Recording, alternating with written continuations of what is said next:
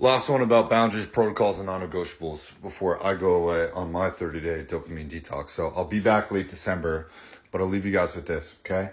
Boundaries, protocols, and non-negotiables. I teach every single one of my clients this, and I think it is the staple of neuroenergetics, or just using your pain and trauma and turning that into power. But a boundary is simply a mental, physical, or emotional standard that you set for yourself and for other people. A protocol is when someone crosses one of those mental, physical, or emotional boundaries, right? A protocol is just simply when X happens, you do Y.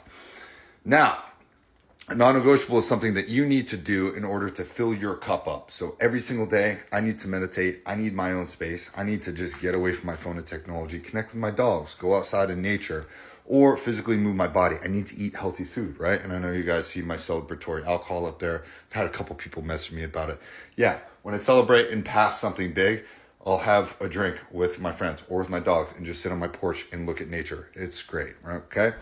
Whatever. But boundaries, protocols, non-negotiables, have those, write those words down in your journal and define that for yourself, okay? I think it's super important.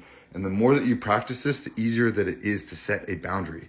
And when you set a boundary with other people, they can either adhere to that or not.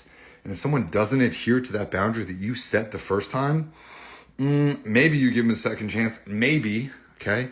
But 9 times out of 10, you just shouldn't give people a second chance if they're continuously crossing that boundary. People, your friends, your family, the people that you spend the most time with, they should respect you for setting that boundary. Now, take out the emotion part of it. You don't have to get upset. You don't even have to freak out, but you be like, hey man, I don't want to be spoken to like that. Hey, you're coming to me too much. You're taking away my power. I need a little bit of space, right? You can say,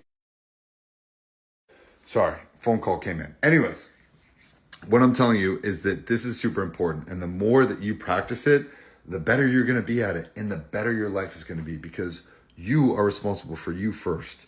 You have to maintain your own energy. And by setting proper boundaries without emotion and having good protocols, when X happens, you do Y. If someone crosses these boundaries more than twice, more than 3 times, I'm just going to not associate with that person. And then having non-negotiables, knowing the things that you need to do every single day, getting out into nature, meditating, spending time with my dogs, eating healthy food, going to the gym, reading a book, putting new information into your brain. When you have good boundaries, protocols, and non-negotiables, your life just gets way better. You have more energy and you have less bullshit trying to take your power, your time, your attention away, okay? Lastly, last bit. In order to create anything in your life, you have to have space. Enjoy the space. Don't take out your phone when you're in the grocery store. Let your brain marinate. Let your brain be bored. Let your brain flex its creative muscles so that you can do more stuff, okay? Your brain wants to work. Let it work. Don't just be flipping through Instagram and TikTok seeing what the hell's going on. Doesn't matter. Let your brain be bored. Have space in your life so that you can create stuff. See you guys in 30 days.